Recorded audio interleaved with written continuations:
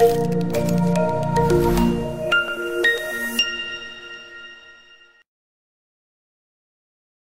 Cak, halo Neng. Ya om kabare? Gowo gedang digawe rujak. Selamat datang di Cak Pajak.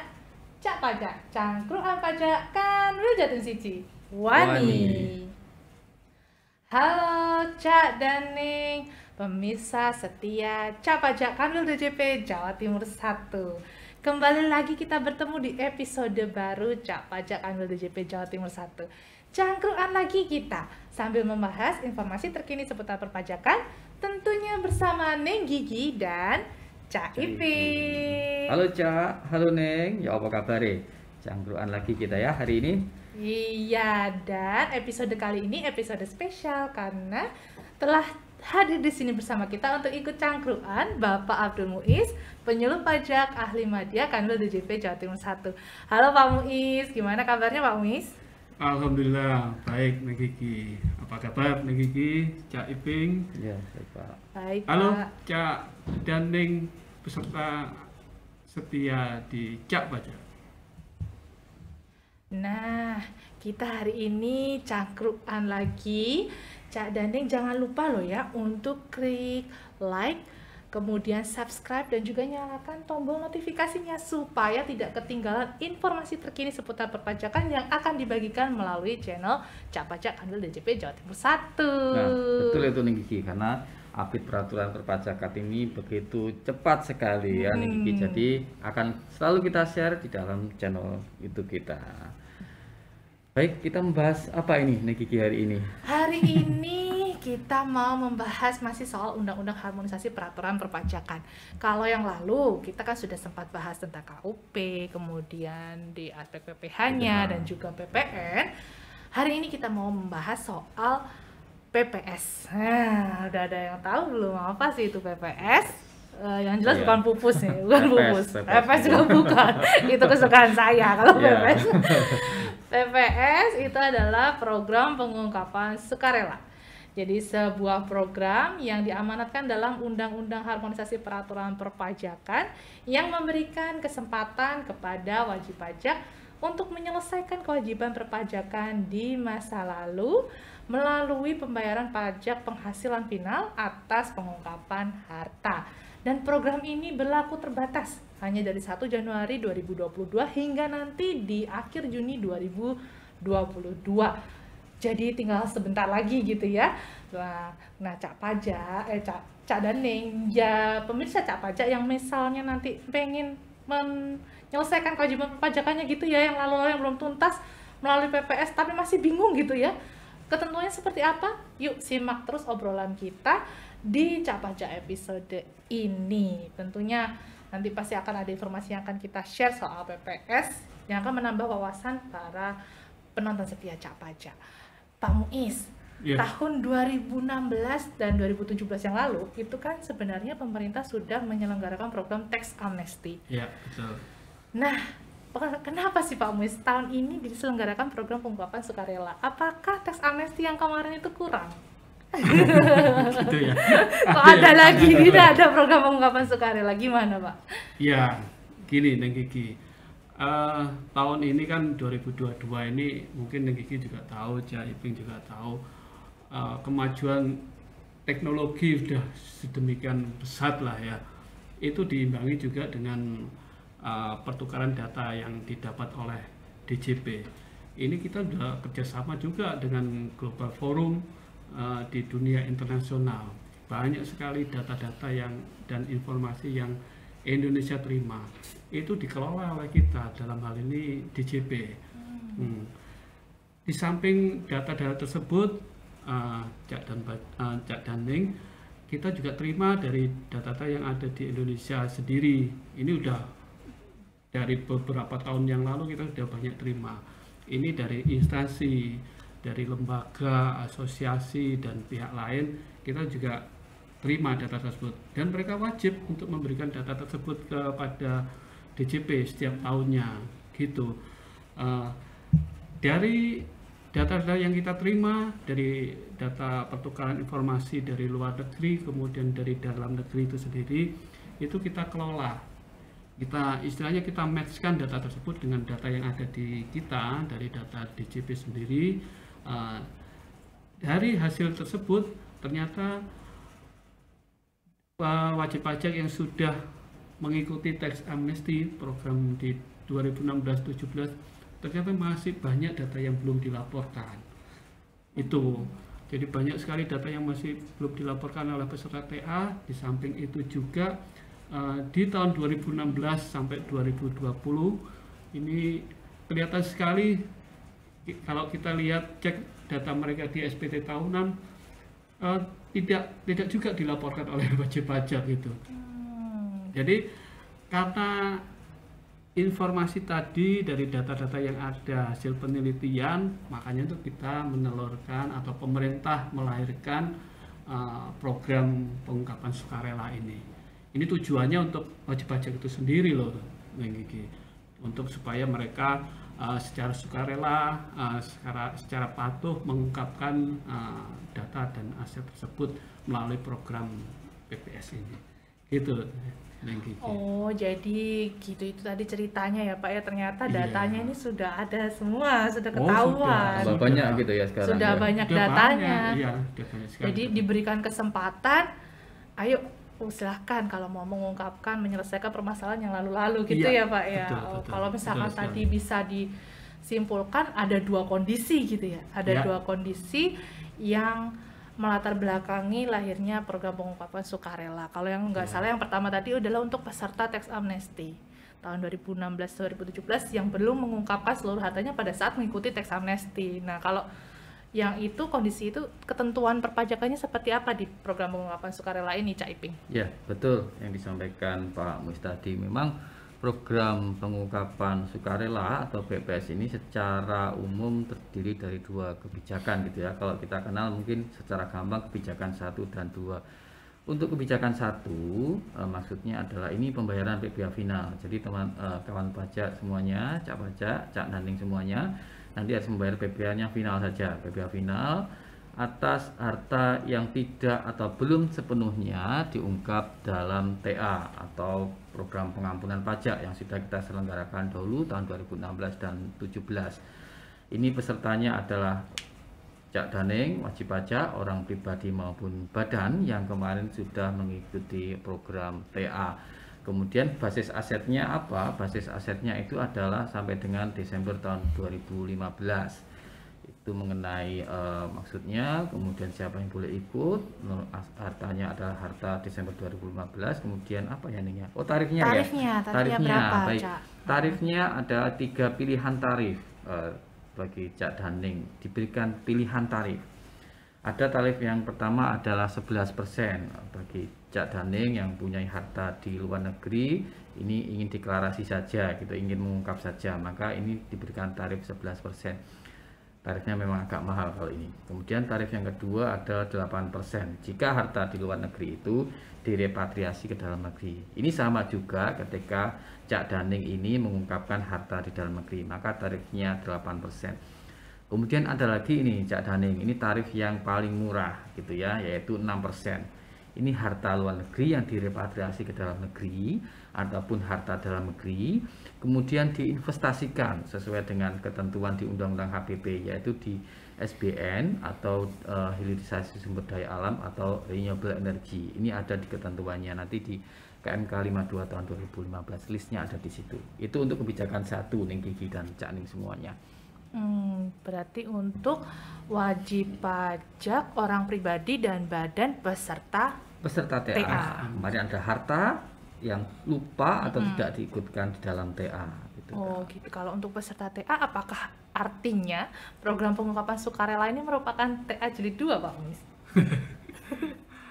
Jadi Gigi, tax amnesty itu adanya hanya di tahun 2016 sama 17. Oke, Hanya siap. Ya. Kalau mau dibandingkan dengan program PPS sekarang, tax amnesty, tentunya ada perbedaan ya, Cak Daning. Pertama mungkin jangka waktu pelaksanaannya. Ini yang di PPS ini hanya 6 bulan, kalau kemarin kan di 2016 sama 17. Kemudian soal kebijakan, tadi banyak diulas sama Cak Iping, kebijakan ada kebijakan 1, kebijakan 2. pesertanya juga beda. Di kebijakan 1 itu hanya badan dan OP peserta PA, kemudian di kebijakan 2 itu hanya untuk peserta OP. Ya, syarat-syaratnya mungkin juga beda, jadi tarifnya, kemudian soal penilaian harta bersihnya di kebijakan 1 dan 2 itu juga beda, tidak sama dengan teks amnesti. Iya. Perlu dicatat ya Pak ya, kalau PPS ini bukan TA jilid kedua gitu ya Pak ya. Oke, sudah clear ya. Itu tadi kebijakan 1 sudah jelaskan. Cak Ipin, kalau kebijakan 2 bagaimana ketentuannya? Oh, kebijakan 2. Baik, kalau kebijakan 1 itu kan untuk harta yang sampai dengan 2015. Kebijakan 2 ini jadi pemerintah kan selain memberikan kesempatan mereka yang kemarin ikut TA ada harta yang tidak atau belum diungkap, pemerintah juga memberikan kesempatan bagi wajib pajak orang pribadi semuanya. Jadi ya, orang pribadi gitu ya. Kalau kemarin dia ikut TA boleh ikut TA lagi. Kalau kemarin tidak ikut TA boleh ikut TA kebijakan 2 gitu ya. Ini sama pembayaran PBA final berdasarkan pengungkapan harta yang belum dilaporkan dalam SPT tahunan 2020. Kemudian basis datanya berarti adalah tahun perolehan 2016 sampai dengan tahun 2020 gitu ya. Pesertanya siapa? Semua orang pribadi boleh ikut gitu ya. Dengan syarat mereka tidak sedang diperiksa atau dibukber untuk tahun pajak 2016 sampai dengan 2020, tidak sedang dalam kondisi penyelidikan atau penyidikan atau dalam sedang menjalani tindak pidana di bidang perpajakan, sampai itu kawan pajak boleh ikut seperti itu. Kemudian tarifnya berbeda dengan yang kebijakan 1. Ini menyambung ke pertanyaan tadi, ini bukan TA lagi ya. Kalau TA tarifnya paling murah dulu ada 2, 3, dan 4. Sekarang kalau kebijakan 1 ini yang ikut TA diberikan tarifnya memang 11, 8, dan 6. Sementara untuk kebijakan 2 mereka ini kan sudah basis datanya 2016 sampai dengan 2020. Bisa juga mereka yang tidak ikut TA, maka tarifnya memang lebih tinggi, ada 18, 14, dan 12. Betul ya Kiki, seperti itu ya. Jadi tarif 18% ini sama sebenarnya, ini diberikan untuk wajib pajak Cak Daning semuanya yang ingin mengungkapkan harta di luar negeri. Mengungkapkan saja, deklarasi saja, tapi tidak dibawa ke dalam negeri. Ini tarifnya 18%. Sementara kalau hartanya itu direpatriasi ke dalam negeri maupun kawan pajak mengungkap harta dalam negeri yang belum dilaporkan di SPT tahunan 2020, maka itu tarifnya adalah 14%. Kemudian tarif paling rendah juga diberikan kalau Cak Daning semuanya harta luar negerinya itu dibawa ke dalam negeri ataupun harta dalam negeri diinvestasikan ke dalam sektor-sektor tadi, maka itu tarifnya adalah 12%. Seperti itu Negi. Betul ya? 18, 14, dan 12%. Oh, jadi itu ketentuannya Ya, betul. di kebijakan 2. Kebijakan 2 tadi hanya untuk orang pribadi, wajib Ya, pajak orang pribadi. Nah, Nah, terus wajib pajak badannya gimana? Nah, kalau untuk wajib pajak badan itu kan, kalau wajib pajak badan itu semestinya lebih tertib administrasi ya, beda dengan orang pribadi. Wajib pajak badan sudah harus ada laporan neraca, rugi laba, dan sebagainya. Maka semestinya setelah ikut TA kemarin sudah diperbaiki sampai dengan 2015, untuk 2016 dan 2020 mestinya untuk badan ini sudah rapi seperti itu dan sudah tertib seperti itu. Jadi tidak diberikan seperti apalah, itu ternyata ya. ya. Jadi memang kebijakan iya, kebijakan 2 ya untuk wajib pajak orang ya, pribadi saja ya. karena memang Oke. kalau pribadi kan ya mungkin ada potensi tidak tertib juga bisa. Atau lupa-lupa gitu ya. Lupa-lupa. Karena catatannya Iya, kalau di pribadi kan mana-mana ada ya. catatan di mana-mana seperti itu. Iya, betul. Jadi sudah clear ini ya, Cak Daning semua penonton setia Cak Pajak, kebijakan 1 dan kebijakan 2 dari program pengungkapan sukarela. Nah Pak Muiz, pertanyaan selanjutnya, benar nggak sih Pak kalau program pengungkapan sukarela ini merupakan solusi untuk wajib pajak membereskan seluruh kewajiban perpajakan di masa lalu yang belum tuntas? Benar nggak Pak? Betul sekali, Neng Kiki. Ini hanya PPS inilah salah satu cara untuk menuntaskan kewajiban perpajakan yang sebelumnya mungkin belum dipenuhi oleh wajib pajak, gitu Cak Ning. Banyak sekali sebetulnya manfaat yang diperoleh dengan wajib pajak mengikuti PPS ini. Tadi ada kebijakan 1, kebijakan 2 ya, Cak Daning. Kebijakan 1, untuk kebijakan 1 manfaat yang diperoleh adalah bahwa wajib pajak yang peserta TA kemarin, kalau ada harta atau aset yang belum diungkapkan, itu dia tidak akan dikenai sanksi yang sebesar 200%. 200% itu Tinggi ya Pak? tinggi ya, Iya. besar sekali 200%. Itu tambahannya, padahal sebelumnya juga atas aset atau hartanya tersebut dikenai PPh final juga. Untuk badan itu 30%, kemudian untuk OP 25, maaf terbalik, badan itu 25%, maaf. Dan 25%. Untuk OP itu 30% dan untuk WP lain 12,5%.